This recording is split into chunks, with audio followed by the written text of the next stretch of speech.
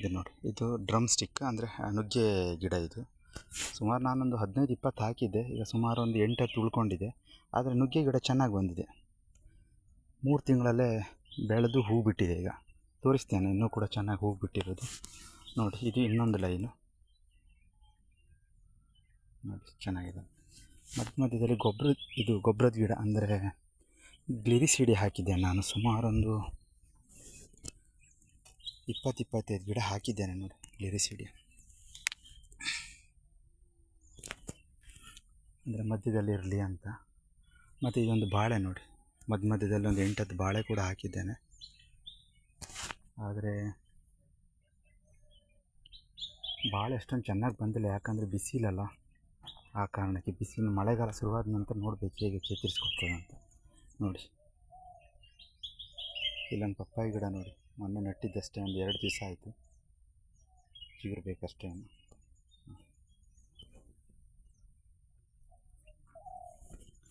ನೋಡಿ, ಇದು ಇನ್ನೊಂದು ಲೈನ್ ಬಾಳೆ ನೋಡಿ. ಇಲ್ಲಿ ಬಾಳೆ ಸ್ವಲ್ಪ ಚಿಗುರ್ಕೊಂಡಿದೆ, ಆದರೆ ದೊಡ್ಡದಾಗ್ತಾ ಇಲ್ಲ.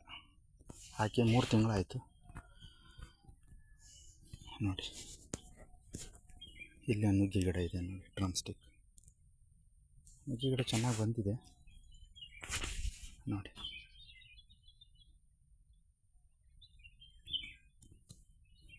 ಮತ್ತು ಮಧ್ಯದಲ್ಲಿ ಪಪ್ಪಾಯಿ ಗಿಡ ಎಲ್ಲ ಹಾಕಿದ್ದೇನೆ ಮಧ್ಯದಲ್ಲಿ. ಈಗ ನೋಡಿ, ಇದು ಹಾಕಿ ತುಂಬ ಒಂದು 20 ದಿವಸ ಮೇಲಾಯಿತು ನೋಡಿ. ಚೆನ್ನಾಗಿ ಬಂದಿದೆ ನೋಡಿ. ಆಚೆ ಕಡೆ ಬಂದಿದೆ, ಈ ಲೈನಲ್ಲಿ ಹೀಗೆ ಹಾಕಿದ್ದೇನೆ. ಒಂದು 5-6 ಇದೆ. ಈಗ ಆಚೆ ಕಡೆ ಮೊನ್ನೆ ಬೀಜ ಹಾಕಿದ್ದೆಲ್ಲ ಬೆಳೆದಿದೆ. ಈಗ ಅದನ್ನೆಲ್ಲ ತಂದು ಮಧ್ಯದಲ್ಲಿ ನೆಡಬೇಕು ನೋಡಿ. ಇದೊಂದು ಬಾಳೆ ನೋಡಿ.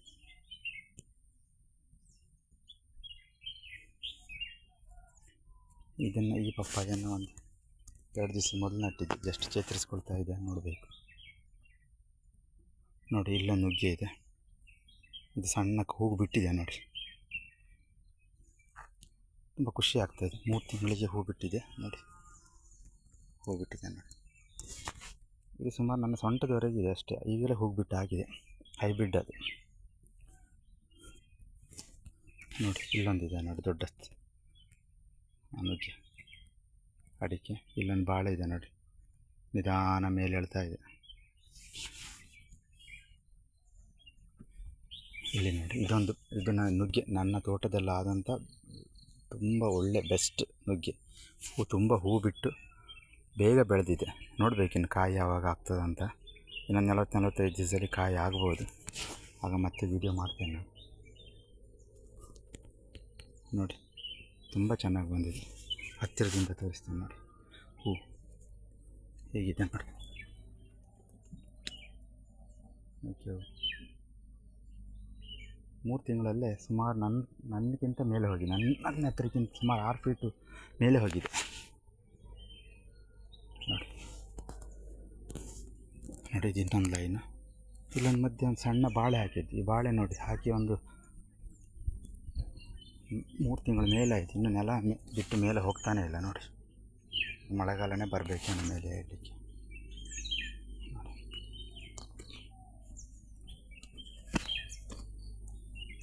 ಇಲ್ಲೊಂದು ಚಕ್ಕೆ ಗಿಡ ಹಾಕಿದ್ದೇನೆ. ಇದು ಕೂಡ ಬೆಳಿತಾನೆ ಇಲ್ಲ, ತುಂಬ ಸಣ್ಣ ಹಾಕಿ 3 ತಿಂಗಳಾಯಿತು, ನೆಲ ಬಿಡ್ತಾ ಇಲ್ಲ. ಆದರೆ ಸಣ್ಣಕ್ಕೆ ಜೀವಂತ ಇದೆ. ನೋಡಬೇಕಿನ್ನು ಮಳೆಗಾಲದಲ್ಲಿ ಹೇಗೆ ಬೆಳೀತದೆ ಅಂತ ನೋಡಿ. ಇದು ಆನ್ಲೈನಲ್ಲಿ ನಾನು ತರಿಸಿದ್ದು. ಸುಮಾರು ಒಂದು ಗಿಡಕ್ಕೆ ನಾನು 280 ರೂಪಾಯಿ ಕೊಟ್ಟಿದ್ದೇನೆ. ನೋಡಬೇಕು ಹೇಗಾಗುತ್ತೆ ಅಂತ ನೋಡಿ. ಮಧ್ಯದಲ್ಲಿ ನಾನೆಲ್ಲ ಗ್ಲಿರಿಸಿಡಿ ಹಾಕಿದ್ದೇನೆ. ಮುಂದೆ ಇದು ಒಳ್ಳೆ ಚೆನ್ನಾಗಿ ಬೆಳೆದ್ರೆ ಅದರ ಮೇಲೆ ಕಾಳುಮೆಣಸು ಬಿಡೋ ಯೋಜನೆ ಇದೆ ನೋಡಿ. ಮತ್ತೊಂದು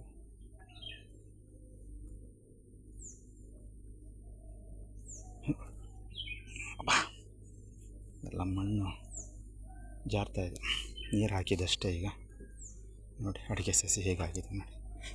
ಕೆಲವು ಸಸಿಗಳು ತುಂಬ ಚೆನ್ನಾಗಿ ಬಂದಿದೆ, ಇನ್ನು ಕೆಲವು ಬಿಸಿಲು ಎಲ್ಲಿ ತುಂಬ ಬೀಳ್ತಾ ಇದೆ ಅಲ್ಲಿ ಗಿಡ ಎಲ್ಲ ಬಿಸಿಲಿಗೆ ಸುಟ್ಟೋಗಿದೆ ನೋಡಿ. ಇದೆಲ್ಲ ಚೆನ್ನಾಗಿದೆ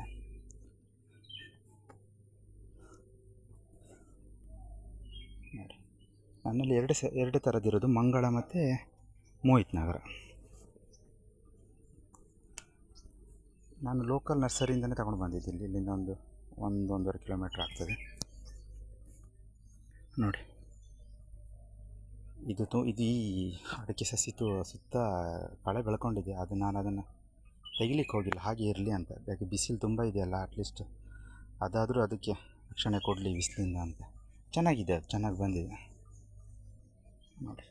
ಇದೊಂದು ಗ್ಲಿರಿಸೀಡಿಯಾ ಒಂದು ಗಿಡನ ನಾನು ಕಟ್ ಮಾಡಿ ಒಂದು ಗೆಲ್ಲನ್ನು ತಂದು ನೆಟ್ಟಿದ್ದು. ನಿಧಾನ ಬೆಳೀತಾ ಇದೆ, ಬಿಸಿಲಲ್ಲ, ಬೆಳವಣಿಗೆ ನಿಧಾನ.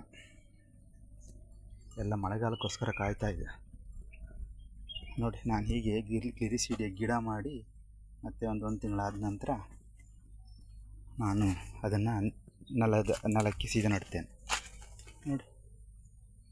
ಗ್ಲಿರಿಸೀಡಿಯಾ ಗಿಡ ಇಲ್ಲಿ ಚೆನ್ನಾಗಿ ಬಂದಿದೆ. ಮತ್ತು ನಾನು ಆ ಬೀಜನ ಆನ್ಲೈನಿಂದ ತರಿಸಿದ್ದು. ಚೆನ್ನಾಗಿದೆ ಅದು ಗಿಡ, ಒಳ್ಳೆ ಗಿಡ ಬರ್ತದೆ. ಯಾವುದು ನಂಗೆ ದೊಡ್ಡ ಗಿಡ ಮಾಡಿಸ್ಕೊಳ್ಲಿಕ್ಕೆ ಆಗಲಿಲ್ಲ ಸರಿಯಾಗಿ, ಯಾಕೆಂದರೆ ಇದಿನ್ನು ಸೆಕೆಗಾಲ ಅಲ್ಲ. ಒಂದು ಕಳೆದ ನಂತರ ಮಳೆಗಾಲದಲ್ಲಿ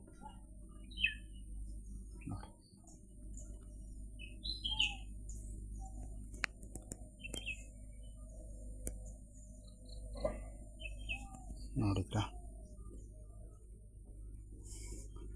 ಇದು ಬಾವಿ, ನೀರು ಚೆನ್ನಾಗಿದೆ. ಈಗಲೇ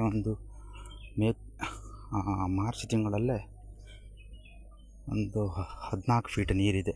ನೀರು ಚೆನ್ನಾಗಿ ಬರ್ತದೆ ಇಲ್ಲಿ ನೋಡಿ. ಇದೊಂದು ಸಣ್ಣ ಲೈನ್, ಇದರಲ್ಲಿ ಈ ಲೈನಲ್ಲಿ 2 ಅಡಿಕೆ ಸಸಿ ಇದೆ. ಮತ್ತು ಒಂದು ನುಗ್ಗೆ ನೋಡಿ ಹೇಗಿದೆ ನೋಡಿ. ನುಗ್ಗೆ ಚೆನ್ನಾಗಿ ಬಂದಿದೆ ನೋಡಿ. ಅಡಿಕೆ ಸಸಿ ಮತ್ತೊಂದು ಇದರಲ್ಲಿ ಹೂ ಬಿಟ್ಟಿದೆ ನೋಡಿ.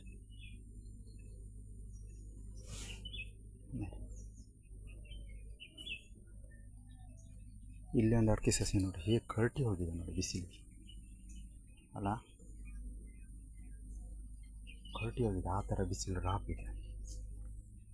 ಇಲ್ಲೊಂದು ಪಪ್ಪಾಯಿ ಗಿಡ ಹಾಕಿದ್ದೇನೆ, 3 ದಿವಸ ಆಯಿತು, ನೋಡಬೇಕು ಹೇಗೆ ಚಿಗುರ್ತದೆ ಅಂತ ನೋಡಿ. ಇನ್ನೊಂದು ಲೈನಲ್ಲಿ ಇದು ಕೂಡ ಹಾಗೆ ಬಿಸಿಲು ರಾಪಿಗೆ.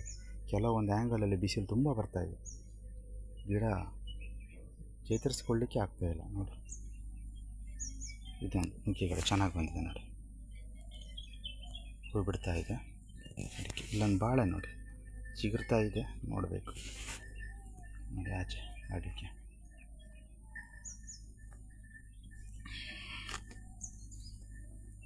ನೋಡಿ. ಹೈಬ್ರಿಡ್ ತೆಂಗಿನ ಸಸಿ, ಹೈಬ್ರಿಡ್ ಅಲ್ಲ, ಲೋಕಲ್ ತಳಿ ಹಾಕಿದ್ದೇನೆ ಅಂತ ಹೇಳಿದೆಲ್ಲ, ನಾಟಿ ನೋಡಿ. ಇದೆ ಚೆನ್ನಾಗಿ ಬಂದಿದೆ, ತೊಂದರೆ ಇಲ್ಲ. ಬಿಸಿಲು ರಾಪಲ್ಲಿ ಕೂಡ ಅದು ಚೆನ್ನಾಗಿ ಬಂದಿದೆ. ಎಲ್ಲದಕ್ಕೆ ಗ್ರೀನ್ ಶೇಡ್ ಒಂದು ಸೈಡ್ ಕಟ್ಟಿದ್ದೇನೆ ನೋಡಿ.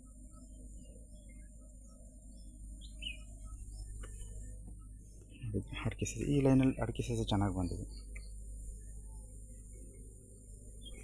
ನೋಡಿ. ಈ ಅಡಿಕೆ ಸಸಿ ಆಗಿದೆ ನೋಡಿ. ಸುಮಾರು 3 ತಿಂಗಳೆಲ್ಲ ಸಸಿ, 4 ತಿಂಗಳ ಸಸಿ ಇದೆ ನೋಡಿ. ಇಲ್ಲೊಂದು ಬಾಳೆ ಗಿಡ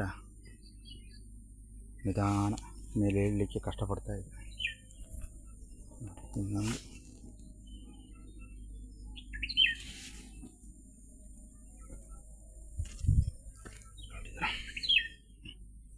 ಕಳೆ ಎಲ್ಲ ತೆಗಿಲಿಕ್ಕೆ ಹೋಗಿಲ್ಲ ನಾನು, ಇರಲಿ ಕಳೆ ಅಂತ. ಕಳೆ ಮಧ್ಯದಲ್ಲಿ ಬೆಳೀಲಿ, ಬಿಸಿಲು ರಾಪಿಗೆ ಅದಾದರೂ ಅದಕ್ಕೆ ಸಪೋರ್ಟ್ ಮಾಡಲಿ ಬೆಳೀಲಿಕ್ಕೆ ಅಂತ ನೋಡಿ. ತುದಿಯಲ್ಲೆಲ್ಲ ಹಾಕಿದ್ದು. ಇಲ್ಲೊಂದು ತೆಂಗಿನ ಸಸಿನ ನೋಡಿ, ಚೆನ್ನಾಗಿ ಬಂದಿದೆ. ಇದು ನಾಟಿ, 100 ರೂಪಾಯಿ ಕೊಟ್ಟಿದ್ದೇನೆ ನಾನು ಇದಕ್ಕೆ ನೋಡಿದರೆ. ಚೆನ್ನಾಗಿದೆ ಅಲ್ಲ, ಸುಳಿಯೆಲ್ಲ ಚೆನ್ನಾಗಿ ಬಂದಿದೆ ನೋಡಿ. ಇವತ್ತೊಂದು ನಾನು 2 ಹಾಕಿದ್ದೇನೆ, ಈಚೆ ಒಂದು ಆಚೆ ಒಂದಿದೆ. ಬಿದಿರು ತಂದು ನಟ್ಟಿದ್ದೇನೆ, ಸೈಡಲ್ಲಿ ಬಿದಿರಿರಲಿ ಅಂತ. ಅದು ನೀರಿನ ಸೆಲೆಗೆಲ್ಲ ಒಳ್ಳೇದು ಅಂತ ಹೇಳ್ತಿದ್ದಾರೆ, ನೋಡಬೇಕು ನೋಡಿ. ಆಚೆ ಕಡೆ ಒಂದು ಕಾಣ್ತಾ ಇದೆ, ಆ ಸೈಡಲ್ಲಿ ಅದು ಕೂಡ ಹಾಕಿ 2 ತಂದು ಹಾಕಿದ್ದೇನೆ ನೋಡಿ. ಇಲ್ಲೊಂದು ಗ್ಲಿರಿಸೀಡಿಯಾ ಸೈಡಲ್ಲಿ ಬೆಳೀತಾ ಇದೆ ನೋಡಿ. ಹೀಗೆ ಈಚೆ ಕಡೆಯಿಂದ ಬೀವಿದು ನನ್ನ ತೋಟದ್ದು ನೋಡಿ. ಇದು ನನ್ನ ಸಣ್ಣ ಒಂದು 30 ಸೆಣಸು ತೋಟ. ಆದರೆ ಇನ್ನೂ ಎಲ್ಲ ಹಾಕಲಿಲ್ಲ, ಒಂದು 15-16 ಸೆಣಸಿಗೆ ಹಾಕಿದ್ದೇನೆ ಸಸಿ. ಇನ್ನು ಮಳೆಗಾಲದಲ್ಲಿ ಏನೇನು ಹಾಕಬೇಕಂತ ನೋಡಿಕೊಂಡು ಮತ್ತೆ ಹಾಕೋ ಪ್ಲ್ಯಾನ್ ಇದೆ. ನೋಡಬೇಕು ಇನ್ನೇನಾಗುತ್ತೆ ಅಂತ. ಇದು ಈಗ ನನ್ನ ಫಸ್ಟ್ ವೀಡಿಯೋ. ನೋಡುವ, ಇನ್ನು ಇದು ಬೆಳೆದ ಹಾಗೆ ನಾನು ಅದನ್ನು ವೀಡಿಯೋ ಮಾಡ್ತಾ ಇರ್ತೇನೆ, ನಿಮಗೂ ತಿಳಿಸ್ತೇನೆ. ನನ್ನ ರೆಕಾರ್ಡಿಗೂ ಇದು ಸಹಾಯ ಆಗಲಿ ಅಂತ ಅಷ್ಟೇ. ಸರಿ